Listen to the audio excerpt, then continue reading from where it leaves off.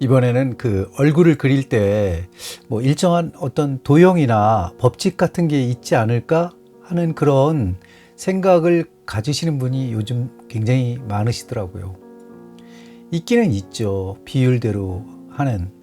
이게 장점과 단점이 존재하는데, 그래도 요즘 같은 경우에는 이 독학러들, 독학하시는 분들한테는 아주 가뭄의 단비처럼 이 법칙은 해부학을 크게 연구하지 않고도 이 어떤 그 법칙 안에서 그림을 그리면은 웬만한 얼굴, 웬만한 몸짓은 그대로 그릴 수 있죠.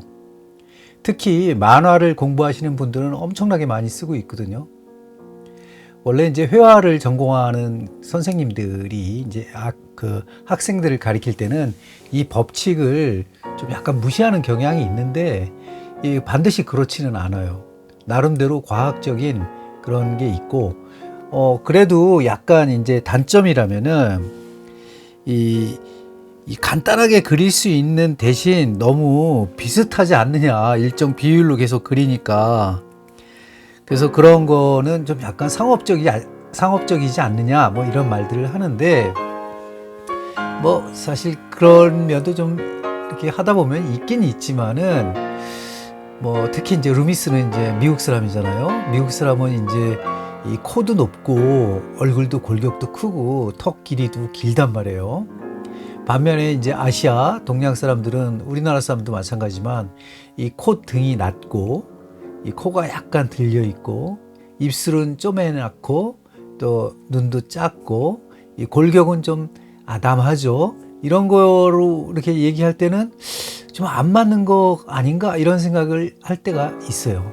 하지만은 이 큰 틀을 루미스 법칙으로 동글베개를 큰 거 하나 그린 다음에 약간 그 턱이 나올 수 있는 여지에 또 작은 원을 하나 딱 그리고 이 귀 있는 부분을 딱 그 잘라가지고 이 계란형으로 딱 만든 다음에 거기다가 대입해서 뭔가를 그리고 조금만 수정을 하면은 웬만큼 비슷하게는 나온단 말이에요. 뭐 사실 이 취미로 하시는 분들이 극사실로 해서 뭐를 할 때는 이렇게 따면 안 되겠죠. 하지만 요즘 이 그림이 이 트레이싱지나 뭐 이렇게 트레이싱을 이용해 가지고 한다는 게 반드시 나쁜 거는 아니에요. 볼을 뜨는 거니까. 예전에는 사진에다가 선을 막 그어 가지고 그 네모선을 그어 가지고 뭐 비례를 나눠 가지고 이렇게 초상화 공부를 하시던 분들도 틀림없이 계실 거예요. 그런 거에 비하면은 이 루미스 법칙은 상당히 그 설득력이 있는 어떤 그 법칙이거든요. 그래서 여러분들이 루미스의 얼굴 그리기 이런 거를 인터넷으로 치면 엄청나게 많이 나올 거예요. 일단은 이제 그게 뭔가 하는 분들이 약간 좀 거부를 하시는 분들도 계시기 때문에 제가 이렇게 좀 일단 한번 그려보고 또 이 한국이나 아니면은 이 동남아시아 또 이 아시아 국가에 사는 사람들의 어떤 그 얼굴에 약간은 좀 변형을 한번 줘볼까? 그 서양에서 이렇게 코 높고 뭐 이런 거에서 조금 더 고쳐가지고 제가 지금 이렇게 그려보고 있는 거예요. 오늘도 말이 좀 어버버버하네요. 죄송합니다. 요즘 좀 힘들어서 그런지 힘이 뭐 좀 약간 자유스럽지 못합니다. 그래도 제가 이제 이사도 해놓고 했기 때문에 부지런히 여러분들 기초하시는 분들한테 도움이 될 수 있게끔 노력을 해 볼게요. 그리고 뭐 아주 궁금하신 분들은 이 그냥 댓글에 아무거나 막 남기세요. 그러면 제가 다 답변을 해 드리니까 이 어떠한 답변도 다 해 드립니다. 일단은 그림을 그릴 때 처음에 정면에 그릴 때 하고 측면에 그릴 때 하고 약간의 이제 비례가 달라지기는 하는데 그거는 이제 소실점에 의해 가지고 보이는 각도에 따라서 그 얼굴의 형태가 달라지는 것이기 때문에 이 기초에서 크게 어긋나지는 않아요. 오히려 아주 과학적이죠. 그런데 사람의 표정은 얼굴의 비례나 뭐 이런 것들은 비슷할 가능성이 많아지죠. 왜냐면 사람들은 코도 작고 턱선도 작고 인중도 작고 미간도 작고 넓고 하는 사람이 얼마든지 많기 때문에 그런 거예요. 그렇기 때문에 이 조선시대에 어제 뭐 육리문에 대해서 제가 약간 설명은 드렸지만 이 터로라기 하나까지 완벽하게 똑같이 그린다 해서는 벗어날 수가 있는 거예요. 하지만 요즘같이 해부학을 하는 것도 어렵고 어디 가서 앉아가지고 3, 4년 화실에서 그냥 화실 선생 잔소리 들어가면서 공부하실 분들이 많지는 않을 거예요. 왜냐면 시간도 별로 없고 그리고 엄청 비싸잖아요. 요새 미술학원은 얼마나 하는지 모르겠지만 입시 미술학원은 엄청나게 비싸죠. 근데 취미생도 만만치 않을 거예요. 그리고 요즘 그렇게 시간 내기가 만만치 않잖아요. 그리고 아무 때나 할 수 있는 것도 아니고. 그래서 제가 일단은 루미스 법칙으로 맛배기로 이 하늘을 쳐다보고 있는 어떤 골격을 하나 지금 그리고 있어요. 이 골격은 그야말로 루미스 법칙에 의해 가지고 절단을 하고 선을 긋고 그 다음에 중심선을 긋고 하면서 제가 그리고 있는 겁니다. 이 그림의 장점은 있을 곳에 있다라는 것이겠죠.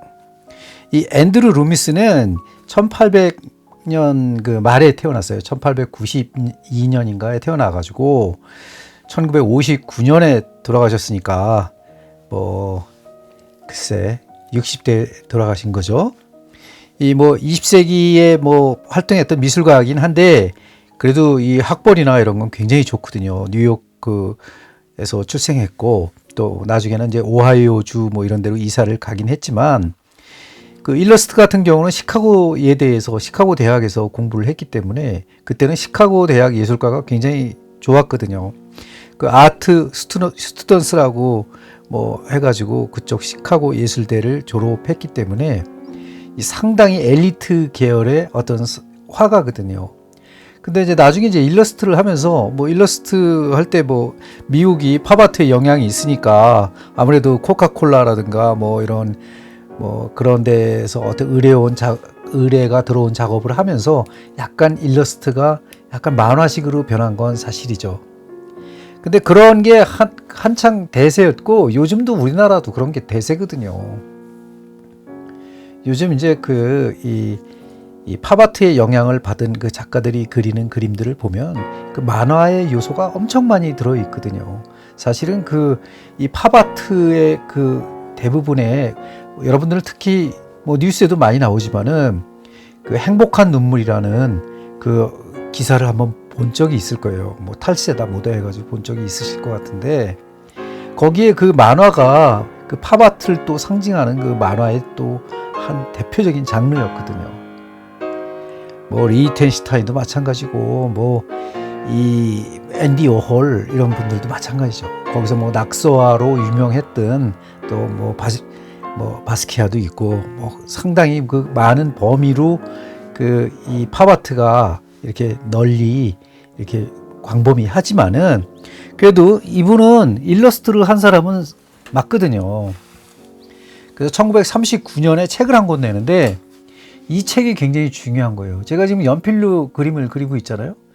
그 연필을 가지고 놀자라는 책을 만들었어요. 이제 그게 뭐냐면 푼 위드 뭐 펜슬 뭐 이런 식의 어떤 제목을 했는데 FUN이에요. 제가 발음이 안 좋으니까. 하지만은 미술 교육자로서의 어떤 가리키는 거를 하기 위해서 이런 방법을 만들어내고 하긴 했지만 사실주의를 탐구하던 작가들 한때 굉장히 인기였잖아요. 사실 사실주의가 요즘은 뭐 이 아무것도 없는 거, 뭐 모노크롬 뭐 이런 거로 자꾸 개념 미술도 있고 어떤 그 추상도 있고 이런 거로 막 이렇게 인기를 몰이를 하는 분들이 많이 계시지만은 사실 사실주의라는 거는 상당히 공부하기가 어려운 거잖아요. 그 과정이 필요하다고. 근데 그 과정을 다 띄워놓고 인물화를 아주 쉽고 간단하게 그릴 수 있고 그런 방법을 가르쳐 준다는 거는 뭐 엄청난 그 반응을 일으킬 수밖에 없는 거죠. 아무튼 이 장단점을 불구하고라도 이 방법을 조금 한번 알고 넘어가시는 건 좋을 것 같아요. 특히 일러스트 하시고 이 요새 어반 스케치라든가 이런 계통의 그림을 그리시려면은 인물화에서는 이런 걸 알아두면 굉장히 좋거든요. 지금 제가 그리고 있는 게 제 공식이에요. 동그란 원을 하나 그려놓고 양옆에 기 있는 부분을 적당히 비례로 잘라버리고 거기다 눈, 코, 입이 들어갈 어떤 장소를 정하고 턱선을 약간 밑으로 빼고 뭐 하면서 또 어깨 또 목 나오는 부분 뭐 귀를 그리는 부분 이런 거를 정해놓고 그 안에서 어떤 사진이나 어떤 형태들을 보면서 대입을 시키는 거죠. 이 방법을 통해 가지고 엄청나게 효과를 보시는 분들 굉장히 많습니다, 사실은. 왜냐하면 여기서 조금만 자기가 자기한테 맞는 방법을 연구하면은 굉장히 좋은 그런 그림을 얻을 수가 있거든요. 오늘은 여기까지 할게요. 목이 쉬었어요. 감기 기운이 약간. 감사합니다.